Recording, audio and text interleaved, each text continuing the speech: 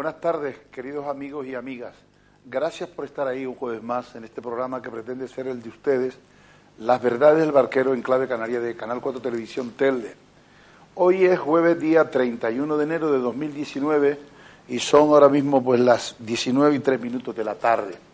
Hoy tenemos una entrevista personal con una persona que nos puede ilustrar mucho sobre ese conflicto, grave conflicto que tienen los jueces y magistrados, así como los fiscales de nuestro país con el Ministerio de Justicia. Para hablarnos de ese conflicto, él es un interlocutor, es un representante muy cualificado de la Asociación Profesional e Independiente de Fiscales y además fiscal del Tribunal Superior de Justicia de Canarias. Muy buenas tardes, don Miguel. Buenas tardes. Muchas gracias por venir una vez más a explicarnos este conflicto que cada vez se está enconando más con el Ministerio de Justicia y sobre todo para que nuestros televidentes, nuestros amigos y amigas conozcan cuáles son las razones que han llevado a los jueces, magistrados y fiscales a plantear una serie de medidas, una serie de reivindicaciones profesionales, la inmensa mayoría de ellas, para tratar también de mejorar la justicia y, por supuesto, mejorar la situación que ustedes tienen. Usted se licencia en Granada, luego saca usted la carrera, se licencia en Derecho en Granada, saca usted la carrera de secretario judicial, ahora letrado de la Administración de Justicia, y luego empieza usted su periplo por las penínsulas en Málaga, en vigilancia penitenciaria, en Arrecife, donde estuvo usted varios años. También ha sido usted vocal del Consejo Fiscal en la etapa de don Carlos Granado, aquel magnífico fiscal general del Estado. Está usted en posesión de la Cruz del San Raimundo de Peñafort de orden de 24 de junio del 2000 y ahora mismo está usted vinculado al Juzgado de Instrucción número 1 de Las Palmas. Correcto. ¿Cómo está la justicia en España en general y en Canarias en particular? Bueno, el problema es que la justicia no termina de funcionar bien. Y eso yo creo que se da cuenta perfectamente el ciudadano que tiene que acudir a la justicia y se encuentra una justicia obsoleta, una justicia que no tiene medios y una justicia especialmente lenta. Eso es con carácter general. Nosotros llevamos reivindicando durante todo el año pasado, con dos huelgas que hicimos el 22 de mayo y el 19 de noviembre, fundamentalmente para que el Gobierno consiguiera hacer un pacto por la justicia y que pudiera relanzar unas medidas que nosotros las asentábamos en tres pilares fundamentales. Primero, independencia del Poder Judicial, desvincularlo del poder político, que era básico, eficacia de la Administración, sobre todo allegar medios informáticos, personales, desarrollo de una justicia moderna y luego, lógicamente, reivindicaciones de corte laboral o de corte, podemos decir, más salarial para poner a los jueces y fiscales en una capacidad económica que empezaban a recuperar los funcionarios y que los jueces y fiscales se quedaban sin esa recuperación de esa capacidad económica. Bueno, pues a pesar de que entendíamos que esas reivindicaciones eran justas y que nos llevaba por primera vez a convocar la huelga todas las asociaciones de jueces y todas las de fiscales, con un seguimiento muy importante, por encima del 40%, que eso en un colectivo que no está acostumbrado a hacer huelga es muy significativo. No hemos avanzado absolutamente nada. No hemos encontrado, con un cambio de gobierno, como se ha encontrado toda España, en el que incluso la ministra de Justicia y la fiscal general del Estado actual estaban en mayo a nuestro lado, apoyando y haciendo suyas las reivindicaciones que postulábamos, y que pasaba el tiempo, es decir, nos encontrábamos con un equipo ministerial al frente del cual estaba una persona fiscal de carrera y por tanto conocedora de estas reivindicaciones, que pasaba el tiempo y no ha hecho absolutamente nada. Bueno, pues después de darle un plazo de tiempo más que razonable, el día 23 de enero, hace muy poco, nos reunimos los máximos representantes de las 7 asociaciones en Madrid el 23 de enero y acordamos una serie de medidas. ¿Para qué? Estas medidas que podemos ir analizando suponen una reivindicación de mínimos para observar que el Gobierno cambia de actitud y acoge algunas de las propuestas que le hacemos. Y en el caso de que no las acoja, pues entonces ya tenemos convocado 3 días de paro parcial, que son los días 5, 6 y 7 de mayo, perdón, de marzo. ¿De febrero? De marzo. Justo de marzo. De marzo, sí, del mes que viene. Del mes que viene. Bueno, entra ahora en febrero, pero en el mes de marzo, y son paros parciales en el periodo comprendido, el horario comprendido, de 10 a 2 de la tarde, y supone, como luego tendremos oportunidad de hablar, de una decisión enormemente gravosa, que supone o puede repercutir en el ciudadano de forma muy significativa, porque si ya tenemos un retraso en la Administración de Justicia, 3 días de falta de señalamiento y de juicio, supone un retraso brutal y lo sabemos. Y no nos gustaría llegar a eso, ¿no? Bien, por supuesto vamos a ir desgranando una a una todas las reivindicaciones que estos colectivos han realizado y han sometido a la consideración y a la posible aprobación al Ministerio de Justicia. Vamos a ir hablando de cada una de ellas, pero a mí me gustaría, antes de continuar la conversación con el señor don Miguel Pallares Rodríguez, recordarles a ustedes que nuestro programa es un programa en riguroso directo. Por lo tanto, todas aquellas personas que lo quieran ver hoy lo pueden hacer en riguroso directo. Mañana se vuelve a repetir a las 10 de la mañana, mañana viernes, y el sábado se vuelve a repetir a las 12. Pero también nos pueden ver a través de la red de redes, a través de www.canal4tvtelde.es. Y luego, en la segunda parte del programa, si nuestro invitado lo quiere y lo desea, podemos abrir también los micrófonos para que ustedes puedan hacerles preguntas directamente al 928-68-23-42. Pero en definitiva, lo que quería explicarles es que estas reivindicaciones que está haciendo don Miguel Pallares Rodríguez en nombre de su asociación, la Asociación Profesional Independiente de Fiscales, están también avaladas por la Asociación Profesional de la Magistratura, la APM, la Asociación Judicial Francisco de Vitoria, los Victorinos, la Asociación de Fiscales, los Jueces y Juezas para la Democracia, JD, la Unión Progresista de Fiscales y el Foro Judicial Independiente. O sea, todas las asociaciones, tanto de jueces como de fiscales, han unido sus propuestas por primera vez desde hace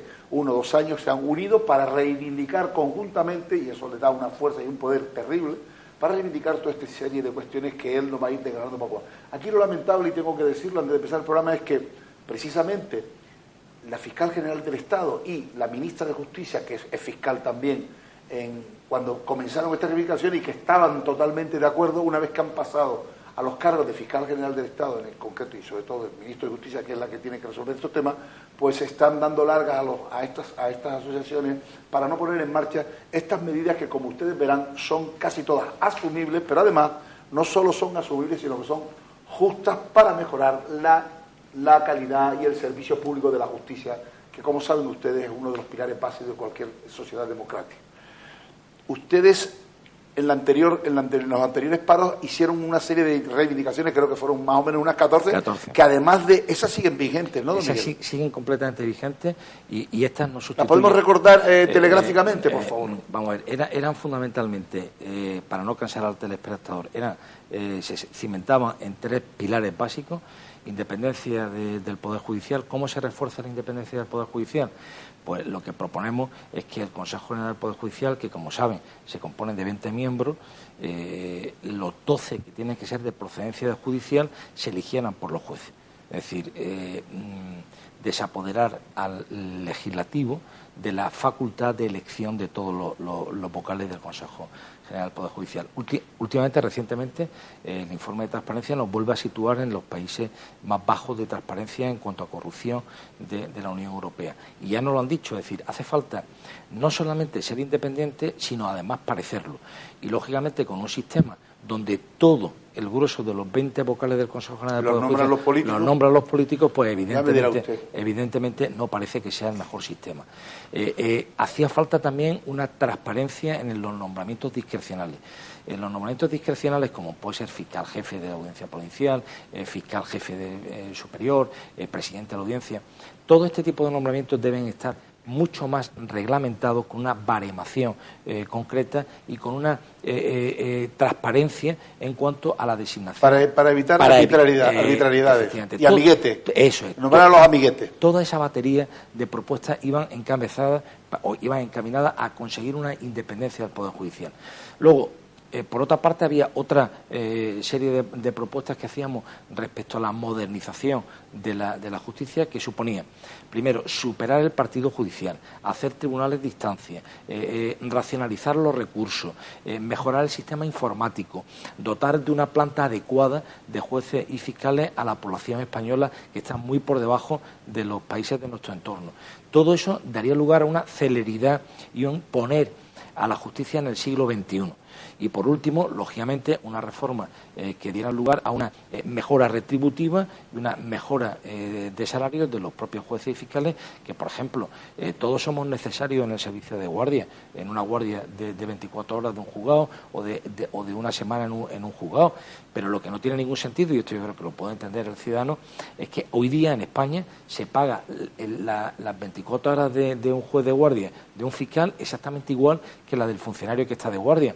Todos, digo, somos necesarios, pero la función no es la misma. Claro que no, y la responsabilidad, en la sanidad, el estudio y la... En la sanidad pasa igual, es decir, no cobra lo mismo el neurocirujano de guardia que el celador. El celador es necesario, por supuesto, claro, pero no tiene la misma retribución. Bueno, con justicia no pasa eso. Pero ustedes son conscientes, don Miguel, que ustedes no van a conseguir nunca eso. Ustedes no saben que los claro, políticos no quieren que ustedes sean normales. Ahí va. Usted no se da cuenta de eso. Ahí va. Mire, la primera propuesta que nosotros hacemos, esta de las 11, que son prácticamente que se podrían abordar de una patada, podríamos decir, para que lo entendiera el oyente, casi sin un desembolso económico importante, es reforzar los juzgados que tanto el Gobierno como el Consejo General del Poder Judicial saben que están colapsados. Le voy a poner un ejemplo, que yo creo que también lo va a entender el ciudadano, el televidente. Se crean los juzgados de la cláusula suelo para poder atender a la cantidad de demandas que se iban a producir después de que se consideraba por parte del Tribunal Supremo y por parte de la Justicia Europea que era una cláusula abusiva, nula y que no podía producir ningún tipo de efecto. Digo, no podía producir ningún tipo de efecto desde la constitución de la hipoteca, del crédito hipotecario. Bueno, pues lo sabíamos todos en el momento en que se produce esa consolidación de la doctrina del Supremo, se iban a producir demandas. ¿Qué se ha creado en Las Palmas? Un solo juzgado. Se ha colapsado al mes de estar entrando en funcionamiento. Nosotros proponemos asignar como mínimo dos jueces a los órganos que están absolutamente colapsados. ¿Usted cree que le interesa a alguien que esto funcione? No, ¿Usted cree que le interesa a los bancos? No, ¿Usted cree que le interesa que los bancos estén pagando lo que tienen que pagar los ciudadanos por haber abusado de una cláusula que es completamente nula y que supone una cantidad importante de dinero para familias que podrían suponer no perder la casa y seguir pagando la hipoteca? Claro. Quiero decir, no es de recibo que un ciudadano vaya a la justicia con una reclamación tan justa como esa y se encuentre que su pleito va a tardar 2 o 3 años y que después, si el banco no ejecuta, tiene que encima promover la ejecución, con lo cual se va a tirar otros 6 meses. Hombre, no es de recibo. Yo creo que está claro que la justicia debe interesar, y por eso se lo digo al ciudadano, nuestra lucha es porque este servicio se tiene que poner en valor, igual que se puso en valor la educación o la sanidad en otros momentos, ahora es el momento de la justicia, y el ciudadano debe preocuparse de que la justicia sea un servicio público de calidad, y que cuando uno acuda tenga una respuesta inmediata, buena y de calidad. Y vamos a empezar a llamar las cosas por su nombre. Entonces, si no conseguimos esto, pues desde luego el poder ejecutivo no lo va a hacer de motu propio. Es decir, o lo forzamos o no lo hace. Usted sabe que recientemente se han producido en Canarias algunos hechos muy preocupantes precisamente y determinantes por parte de la Fiscalía a la que usted pertenece en Las Palmas. ¿Cuál es su opinión, si usted puede darme su opinión de lo que ha ocurrido, por ejemplo, con el tema del caso Grúa, en el que está implicado e investigado el presidente del Gobierno, don Fernando Clavijo? Bueno, yo lo único que le puedo decir sobre este caso, que no lo conozco y que está sub iudice, que es competencia de la Fiscalía del Tribunal Superior de Justicia, que a la vista de las publicaciones que se habían producido en los medios de comunicación, nosotros, la Asociación Profesional e Independiente de Fiscales, adoptó un acuerdo en su congreso del 26 de octubre del año pasado de dirigir un escrito a la Fiscalía General del Estado para que nos aclarara cuál había sido la actuación de la Fiscalía en este caso. ¿Y qué le contestaron? Se produjo ese escrito y la contestación de la Fiscalía, desde nuestro punto de vista, fue meramente ilustrativa en cuanto a qué era el principio de jerarquía, cómo se desarrollaba, qué decía el estatuto respecto a los dictámenes, el fiscal superior, el subordinado, pero no entró a decir en qué fecha se había producido, cómo se había producido el dictamen, quién había hecho el dictamen, en qué sentido estaba el dictamen, con lo cual prácticamente no contestó. No contestó a las preguntas de ustedes. Nosotros le hicimos preguntas muy concretas y no contestó. Con lo cual, quiero decir que lo que hizo mi asociación fue poner en conocimiento de los medios de comunicación las respuestas que habíamos recibido de la Fiscalía General del Estado y dejamos a su criterio, a criterio de los medios de comunicación, que pudieran seguir con este tema, en el sentido de pedir explicaciones al que consideren oportuno. Nosotros ya hemos actuado y entendemos que la respuesta no es ni mucho menos satisfactoria, pero evidentemente no nos corresponde ir más allá. Será, bueno, pues una cuestión. No me negará usted, don Miguel, que esa actuación de la Fiscalía, que ha dejado mucho que desear, sobre todo en el foro jurídico y en lo de los fiscales, da la impresión, hay un tufo ahí de que hay una mano negra, porque no es normal que ustedes actúen con tan falta de rigor. Porque si había un informe de un fiscal, en concreto el teniente fiscal, diciendo que en esa actuación que no apreciaba ningún delito, que se manda a la Fiscalía General del Estado y que la propia Fiscalía de Las Palmas lo tiene, lo esté guardando en un cajón para esperar que salga una ley diciendo que se quita el aforamiento a la entrada en vigor del Estatuto de Canarias. Eso no es. Ustedes también a veces, me refiero a jueces y fiscales, a veces también dejan mucho que desear ese tipo de actuaciones. Pero mire, yo soy responsable de mis dictámenes y de mi actos, de mis informes, ¿no? Yo, más allá de lo que puede ser mi responsabilidad como fiscal, evidentemente dentro de otra fiscalía yo no puedo entrar, claro. ni puedo entrar cuál es la actuación. Lo único que sí puedo exigir explicaciones como asociación a la Fiscalía General del Estado para que ponga claro qué es lo que ha ocurrido. Me da la impresión de que ha contestado de una forma que no es para mí satisfactoria respecto a las preguntas concretas, pero ya más allá no le puedo decir, porque ni siquiera es mi propia fiscalía y son actuaciones de otros compañeros que ellos tendrán que dar las explicaciones oportunas. Yo no puedo hacerlo. Ahora la Fiscalía ha cesado en su cargo el fiscal jefe del Tribunal Superior de Justicia de Canarias y va a haber de nuevo un nombramiento próximo. ¿Cree usted que el señor don Vicente Garrido se presentará a la reelección? ¿A ese cargo? ¿Usted no lo conoce, no sabe nada? Es que no lo sé, no lo sé porque, hombre, puede hacerlo. A partir de que termina su periodo de mandato, sigue en funciones y ahora se producirá la oferta, que todavía no ha habido, la oferta por parte de la Fiscalía General del Estado de la plaza.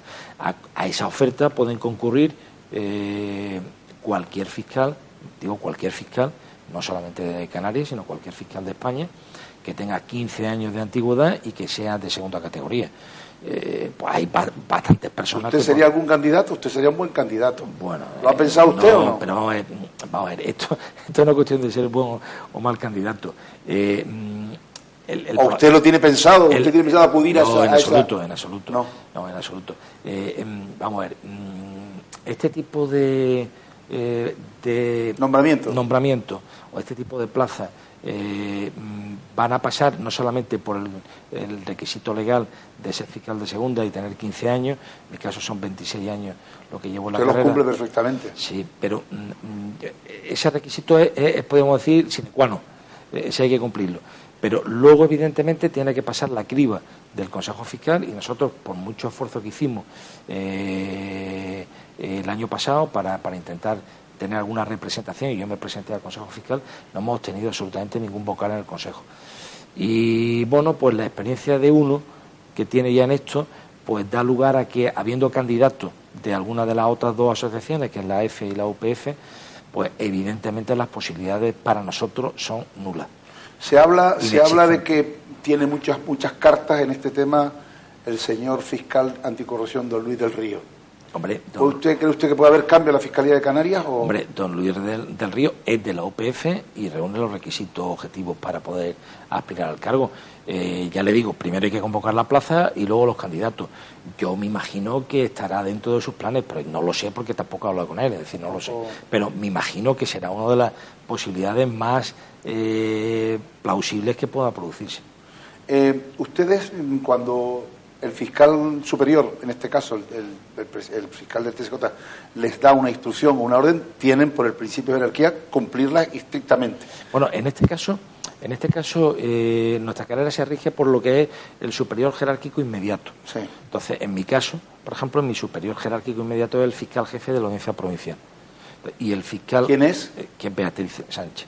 Doña Beatriz Sánchez. Efectivamente. Entonces, ese es mi fiscal jefe inmediato. Entonces, una orden directa del fiscal superior no suele estar no se suele dar directamente al fiscal, sino al fiscal jefe de la audiencia. Lo puede hacer, lo puede hacer, pero tiene que dar cuenta al fiscal provincial, al inmediato. Normalmente es una cadena de mando de esa forma, sin perjuicio de que el fiscal general del Estado tiene la posibilidad, como reconoce el estatuto, de llamarnos a cualquier fiscal de toda España para pedirnos explicaciones sobre cualquier asunto. Y cuando usted no está de acuerdo con esos dictámenes, don Miguel, ¿usted qué debe hacer? Apartarse. Si usted no está de acuerdo como jurista en ese dictamen o en esa instrucción que ha dado la Fiscalía General y por lo tanto es de obligado cumplimiento, ¿qué debe hacer el fiscal? ¿Apartarse del caso, hacer sus observaciones porque me imagino que ustedes ahí no pasa como los jueces que tienen voto particular? ¿Ustedes ahí qué hacen? Para que lo conozca nuestra audiencia. Yo voy a tranquilizarle a la audiencia, primero que yo en 26 años, y de los cuales, de los 26 años que llevo en esta profesión, 12 han sido en Lanzarote y estoy a punto de 11 en Las Palmas. Saca toda la carrera aquí. 21 años, menos 4, 21 años he estado en Canarias. Bueno, pues en esos 26 años jamás he recibido una orden directa respecto a un asunto en particular. No, yo no me estoy refiriendo a eso, no, usted me ha malinterpretado. Ah, vale. No, hombre, no, estaría bueno. Le estoy diciendo pero es posible, que cuando usted, sí, hombre, claro que es posible, pero cuando usted no está de acuerdo con esa instrucción general que ha dado la Fiscalía en un determinado tema, o usted no puede discrepar de su jefe, como jurista. Sí, pero vamos. ¿Qué pasa en esos temas? No digo que le llamen para decir, oye, no pidas la condena de mi amigo. No, pero, me estoy refiriendo a eso. Pero vamos a ver. Nosotros nos regimos, o sea, hay 4 principios por los que se rige el Ministerio Fiscal. Legalidad e imparcialidad, que eso va en la sangre, es decir, si no, no seríamos Poder Judicial, legalidad e imparcialidad. Y luego unidad de actuación y dependencia jerárquica. Estos dos últimos están íntimamente relacionados, o podríamos decir, están subordinados al principio que reconoce la Constitución, artículo 25, de seguridad jurídica. Es decir, la seguridad jurídica es un valor o un derecho que tiene el ciudadano para que ante una situación determinada la respuesta sea la misma aquí, por la Fiscalía, que en Barcelona, en Barcelona. Y tal. Correcto. ¿Cómo se consigue eso por parte de los tribunales? Por los recursos. Claro. La unificación de la doctrina. Efectivamente. Para que la respuesta de los tribunales sea de seguridad jurídica, existen los recursos y, en última instancia, la unificación de doctrina del Tribunal Supremo, en todos los órdenes jurisdiccionales. Y eso es como está estructurado el derecho. Y funcionamos así. ¿Para qué? Para que la respuesta de un tribunal en un momento determinado se diferencie de otro, pero cuando llega al Tribunal Supremo unifica y dice, no, el que tiene la razón y en España se aplica esta doctrina. Y la tienen que aplicar todos los jueces. Y los fiscales también. Por eso digo, para que entendamos un poco cuál es la... Lo que pretendo es que nuestra audiencia conozca cómo funciona la Fiscalía. Claro, para que la valoren más y en profundidad. Pero para que también vean que los jueces también están sometidos a un principio, no de jerarquía, pero sí de unidad de actuación y de seguridad jurídica. Entonces, y están obligados a aplicar la jurisprudencia. Y están obligados a cumplir y a aplicar la jurisprudencia del Tribunal Supremo, les guste o no les guste, discrepen o no discrepen, ¿me entiendes? Sí. Lo puede hacer en un artículo doctrinal, y un juez puede decir que la doctrina que dice la reciente sentencia del Pleno de la Sala Segunda del Tribunal Supremo respecto a la violencia de género, pues no la comparto por las razones que sea. Y lo podrá hacer en un artículo doctrinal o en sus exposiciones orales, lo que sea, pero al final tendrá que aplicar la doctrina del Tribunal Supremo. ¿Qué es lo que pasa con el Ministerio Fiscal? Que el Ministerio Fiscal, de cara a la sociedad, se muestra muchas veces como una especie de ejército, de ordeno y mando, y de que estos son funcionarios muy distintos a los jueces. Si aplicamos lo que le acabo de decir de los jueces, que les guste o no les guste, termina teniendo que aplicar lo del Tribunal Supremo, los fiscales nos pasa igual. Nos guste o no nos guste, por la seguridad jurídica tenemos que aplicar lo que en la Fiscalía General del Estado, derecho, claro, lo que la Fiscalía General del Estado plasma en sus instrucciones, consultas y circulares. Eso es de obligado cumplimiento para todos los fiscales. Y eso es lo que unifica el criterio. Cuando nosotros nos encontramos con un problema, la Fiscalía de Las Palmas, nos encontramos con un problema. Pues mire usted, por ejemplo, le voy a poner un caso relativamente reciente. ¿Qué ocurre cuando una persona vulnera, quebranta una localización permanente, lo que era el arresto domiciliario de antes, ¿no? ¿Eso es una pena privativa de libertad? Bueno, pues si es una pena privativa de libertad, lo que dice el artículo 468 primero es que el quebrantamiento da lugar a una pena de prisión. Si no es privativa de libertad, que es el inciso segundo, la pena es una multa. Bueno, pues se planteó en Junta de Fiscales, pensábamos uno una cosa, pensábamos otra, al final se eleva una consulta y es la propia Fiscalía General del Estado resolviendo esa cuestión, no recuerdo si era de Las Palmas o era de otra fiscalía, pero resolviendo esa cuestión dice que es verdad que la naturaleza jurídica del arresto domiciliario es una privación de libertad, pero es muy distinta a la privación de libertad en un centro penitenciario. Entonces, teniendo en cuenta una interpretación mucho más favorable al reo, habría que interpretarse siempre que en vez de solicitar pena de prisión, solicitemos pena de multa. Eso ya vincula en toda España. A todos los fiscales de toda España. Entonces, quiero decir... Aunque usted no esté de acuerdo. Aunque no esté de acuerdo. Eso es lo que le estoy diciendo. Yo, usted no esté de acuerdo con ese dictamen. En esa junta me manifesté en contra de ese criterio y entendía que el arresto domiciliario y la localización permanente era una pena privativa de libertad y da igual el lugar donde la cumpla, pero si la quebrantas da lugar a una pena de prisión, porque así lo establece el 468. Esa era mi opinión y la sigo manteniendo, pero yo me acomodo en mis calificaciones y en mis peticiones de pena a lo que ha dicho la Fiscalía General del Estado, porque esa es la seguridad jurídica. Quiero decir, el ciudadano tiene que tener la garantía de que, por muy listo que sea el fiscal que le toque, va a estar amparado por una interpretación colegiada de un órgano mucho más técnico que un fiscal muy bien informado, como es la Secretaría Técnica de ustedes, ¿no? Efectivamente, la Secretaría Técnica, la Junta de Fiscales de Sala, es decir, tenemos una serie de órganos que arropan y asesoran al fiscal general del Estado del máximo nivel. Entonces, tanto el fiscal de a pie como el juez de a pie tiene que estar pendiente, el juez de las resoluciones de los órganos superiores y el fiscal de las instrucciones circulares y consultas. Y don Miguel, usted que es un experto en esto y además experto de prestigio, ¿qué va a pasar en el proceso cuando la abogacía del Estado pide una determinada pena y el Ministerio Público, que representa a la legalidad vigente, pide otra? ¿Qué va a pasar en ese proceso? ¿Qué cree usted que va a pasar ahí? Vamos a ver. Estamos hablando del juicio del proceso de los políticos catalanes. Vamos a ver. Que sabe usted que son dos peticiones diferentes, sí, y alejadas bastante, por cierto, en la condena. Sí, pero vamos a ver. Lo que hace yo creo que para la opinión pública mucho más visible el diferente papel que tiene el Ministerio Fiscal y la Abogacía del Estado. La Abogacía del Estado se configura como un órgano asesor técnico del Gobierno de la Nación, y por tanto, o de la Administración Central, y por tanto está vinculado directamente a las órdenes y dictámenes que le diga el Gobierno. O sea, no se concibe nunca una Abogacía del Estado separada de los criterios del Gobierno. La dirige de forma inmediata. El Ministerio Fiscal es un órgano constitucional en el que el Gobierno propone al Rey el nombramiento del Fiscal General del Estado y ya no tiene más relación. Una vez que el Gobierno propone al Fiscal General del Estado, el Fiscal General del Estado se convierte en la máxima autoridad dentro del Ministerio Fiscal y no tiene ningún tipo de relación con el Gobierno. El Gobierno ya pierde completamente la relación con el Gobierno. El Fiscal General del Estado está en la cúspide del Ministerio Fiscal y es un órgano constitucional con sus órganos propios. Entonces, no puede ordenar nada. El gobierno no puede ordenar a la Fiscalía General del Estado nada. Que cambie de criterio, ni que haga esto ni que haga lo otro. Porque perdería su imparcialidad. El Estatuto permite su autonomía, sugerir o pedir por escrito al Fiscal General del Estado actuaciones, no actuaciones, cualquier tipo de cuestiones que quiera plantear por escrito al Fiscal General del Estado. Y lo que prevé el Estatuto es que el Fiscal General del Estado, recibida una sugerencia, instrucción, escrito del Gobierno, reúne a la Junta de Fiscales de Sala y contesta, en el sentido que el Fiscal General del Estado considere oportuno. Sí, no lo vamos a hacer. Y don Miguel, ¿usted no cree que también que habría que quitarle la facultad al Gobierno de cesar al Fiscal General del Estado? Ya no la tiene. ¿No la tiene ya? Ya no la tiene. Después de la reforma del 2007, el Fiscal General del Estado es nombrado por el Rey a propuesta del Gobierno y su periodo son 5 años, ¿no? Son 5 años. Es decir... y no lo puede cesar el Gobierno. Antes lo podía cesar sin motivo.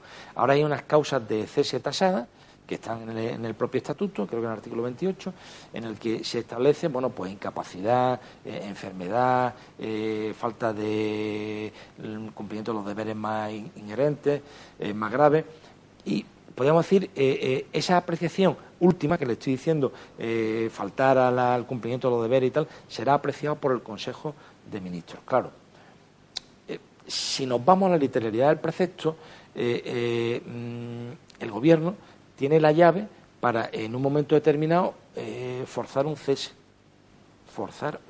cesarlo, forzar una dimisión, ¿no? Encontrando podemos decir, esta causa que es demasiado amplia, no está concretada y además apreciable por el Consejo de Ministros. Pero yo entiendo que a pesar de que evidentemente es una causa demasiado abierta, también comportaría un desgaste del propio Gobierno, porque claro, tendrá que poner de manifiesto a la opinión pública por qué cesa a este fiscal general del Estado en base a que no está cumpliendo debidamente las obligaciones de Sin su embargo, cargo. ahora cuando hubo cambio de gobierno, cesó el fiscal general del Porque Estado. ahí sí está previsto. Una de las causas de cese, que yo creo que es una de las que deberíamos quitar, es que cuando cesa el Gobierno, cesa el fiscal general del Estado. Claro. Entonces, lo vincula demasiado. Esa es una causa objetiva. Sí. No es que lo cese el Gobierno, es que cuando cae el Gobierno, cae el fiscal general del Estado. Entonces, desde mi punto de vista, está demasiado vinculado. Esa podía suprimirse porque... ¿Y usted no cree, por ejemplo, que sería más democrático y menos ligado a ese aureola que tiene de la dependencia del fiscal del poder ejecutivo, que no fuese elegido por el Gobierno, sino que fuese elegido por las cámaras, a propuesta del Consejo Fiscal, por ejemplo? Vamos a ver. ¿No sería más puro esa elección que la de ahora? Nosotros hemos propuesto, la APIF, me refiero, la Asociación Profesional Independiente de Fiscales, para intentar desvincularlo, porque en otros países se produce también nombramiento por el Gobierno, en Francia, por ejemplo, el fiscal general del Estado, el ministro de Justicia, o en Alemania, ¿no? Pero es verdad que tienen otras sensibilidades que no son las nuestras. Y las nuestras, en el momento en que el ciudadano sabe que el fiscal general del Estado es nombrado por el Gobierno, instintivamente lo mezcla. Ya lo cruzas. Ya lo ha mezclado. Sí. Es decir, ya no... Por eso digo, para evitar eso. Ya una vez que el ciudadano ya entrar en más disquisiciones de si lo puede cesar, no lo puede cesar, le puede dar una orden, no le puede dar una orden, ya eso, teniendo en cuenta que el nombramiento es por el Gobierno, ya eso automáticamente lo mezclamos. Ya, claro. Fiscal general del Estado dentro del Gobierno. Es lo mismo, don Miguel, cuando a un juez va a servicios especiales a un cargo del PP o del PSOE, y vuelve. Regresa a la carga fiscal y dice, este es del PSOE con este... Ahí estamos. Entonces, incluso en algunos casos ha habido recusaciones que han prosperado como consecuencia de esa... Por eso nosotros habíamos propuesto que para desvincularlo del Gobierno, nosotros proponíamos que, para no modificar la Constitución que dice que el fiscal general del Estado, creo que en el 124, es nombrado por el Rey a propuesta del Gobierno, para no modificar ni siquiera el artículo correspondiente a la Constitución, pensábamos que ese candidato que proponga el Gobierno al Rey tuviera el refrendo de 2/3 del Congreso. Si nosotros pedimos 2/3 del Congreso para un candidato que proponga el Gobierno, evidentemente no va a ser del partido político. Entonces, nosotros intentábamos con una frase que yo creo que el ciudadano lo va a entender muy bien, nosotros queríamos pasar del fiscal general del Gobierno al fiscal general del Estado. Y para pasar de ahí hace falta que el que proponga el Gobierno tenga el respaldo de 2/3. Es decir, que tenga un consenso muy amplio de casi todos los partidos políticos mayoritarios. Bien, estamos entrevistando al fiscal del Tribunal Superior de Justicia Canaria, don Miguel Pallarés Rodríguez, que es además también el secretario o presidente del... El presidente portavoz. Nosotros no tenemos el cargo de presidente, es portavoz, pero equivale a lo mismo. Es el portavoz de la Asociación Profesional Independiente de Fiscales y uno de los interlocutores en las negociaciones que están llevando a cabo con el Ministerio de Justicia. Por eso tenemos hoy la suerte de tenerlo aquí con nosotros y estamos haciendo un repaso muy somero de cuál es la actuación del fiscal, qué va a pasar en la renovación de la Fiscalía de Las Palmas. También le hemos preguntado sobre el caso Grúas que afecta al presidente del Gobierno de Canarias, etcétera, etcétera, y que él prudentemente, y dado que es una cuestión que está a su judice, pues ha dado su opinión sobre lo que él considera oportuno. Y ahora vamos a entrar sobre aquellas reivindicaciones que todas las asociaciones de jueces y de fiscales por primera vez, ya lo han hecho en reivindicaciones pasadas, han llevado conjuntamente, todos de la mano, esa unidad muy importante para que se puedan conseguir esos logros, a las reivindicaciones al Ministerio de Justicia. Y les recuerdo, porque es muy importante para que nuestra ciudadanía lo sepan, que estos señores han convocado una huelga de 10 a 2 de la tarde durante los días 5, 6 y 7 de marzo. Así que si usted está citado para celebrar un juicio como testigo o como parte interesada en cualquiera de los juzgados de nuestro territorio, llame anteriormente porque puede ser que ese juzgado vaya a esta huelga de los días 5, 6 y 7 de marzo de 2019 y no puede usted celebrar el juicio a lo que está usted citado. En definitiva, vamos a empezar, don Miguel, a hablar de los puntos concretos que ustedes llevan en esta última reivindicación al Ministerio de Justicia. En concreto, el desarrollo reglamentario del artículo 437 en órganos judiciales sobrecargados, asignándolos 2 jueces de manera permanente con el correlativo aumento de plazas de fiscales en las mismas condiciones. ¿Qué es esto? Esto es precisamente lo que le he dicho antes del tema de los juzgados de cláusula suelo. Hay determinados juzgados que por la litigiosidad están colapsados. Sí. Y eso lo sabe perfectamente en toda España. El Ministerio lo sabe día a día por los alardes que ustedes hacen. Efectivamente, el Consejo General del Poder Judicial lo sabe y lo sabe perfectamente el Ministerio de Justicia. Jurisdicciones más colapsadas, pues lógicamente en primera instancia, sobre todo en temas hipotecarios, en temas de cláusula suelo, están muy sobrecargados los juzgados de lo social, están muy sobrecargados los juzgados de lo contencioso, y hay una demora de años en los señalamientos y, por tanto, en la respuesta del órgano judicial. Entonces, nosotros... Eso no es justicia, una justicia claro, que se imparte en años, claro, don Miguel, eso no es justicia. Claro, será otra cosa, pero justicia no es. Si uno tiene que ir, por ejemplo, a pleitear por un tema de cláusula suelo y está colapsado y le dan cita prácticamente o le señalan para dentro de 2 años y luego, después de 2 años, resulta que... Se suspende, por ejemplo, por cualquier causa. Estamos en una situación muy, muy lamentable. A mí me gustaría que la ciudadanía entendiera que estas mejoras que nosotros pedimos no son excesivamente gravosas, porque asignar un juez más a un juzgado, que quiero decir, muchas veces entendemos... de refuerzo ese juzgado. Efectivamente. Hasta que se ponga al día. Que esté en los parámetros que marca el Ministerio. Quiero decir, con el desarrollo tecnológico, cuando tenemos, por ejemplo, en Canarias hay un desarrollo tecnológico importante en justicia. Me refiero al sistema Atlante, sistema informático, ordenadores y tal. El problema no está en la tramitación de los procedimientos, el problema está en la resolución de los procedimientos. Claro. Es decir, no porque tramitar no, porque entra en el registro general y inmediatamente se asigna por sorteo al juzgado, el funcionario le da número a esos autos y se hace. Pero el problema es la celebración del juicio. Celebración de juicio y decisión. Y decisión y sentencia de y sentencia. Entonces, y eso solo lo pueden hacer los jueces, magistrados y, por supuesto, con la participación de los fiscales. De los fiscales en el tema, sobre todo penal. Claro. Pero quiero decir, no hace falta crear otro juzgado, que sería ese mucho más mismo, pero reforzado por otro juez. Ese es el tema. De adscripción provisional. Es decir, tenemos que superar la concepción de que para mejorar la justicia hay que crear más órganos judiciales. No. Nuestra idea no es crear más órganos judiciales y hacer muchos más juzgados, sino ver exactamente cuáles son las carencias, dónde están, en qué órganos, y reforzar la decisión. Y luego lógicamente, hacer un sistema de intercambio o de funcionamiento coordinado de los funcionarios. Vamos a hacer, don Miguel, una cosa, si a usted le parece. Vamos a determinar cuál es el leitmotiv de esta decisión. Tema económico. Evidente. Poner más jueces. Efectivamente. Tema económico. Primera reivindicación, que se arregla con dinero. Pero con dinero, no tanto de lo que de aportación de más jueces y más fiscales. Pero fíjese. En comisión de servicio o sustituto o como sea. O de ampliación de plantilla. O de ampliación de plantilla. Pero de jueces y fiscales. Quiero decir, si aquí tenemos transferidas las competencias, no se trata de crear más órganos judiciales, que en definitiva la patata caliente se la pone el Ministerio y el Consejo General del Poder Judicial a la autonomía, a la comunidad autónoma, a los que tengan las competencias. Claro, porque son las que tienen que pagar. Porque el órgano lo tiene que crear la comunidad autónoma. Eso tiene que pagar a todos los funcionarios. Entonces, no se trata de eso, no se trata de hacer una justicia muchísimo más cara de la que tenemos, sino de racionalizar los órganos, utilizar bien a los funcionarios y tener más jueces.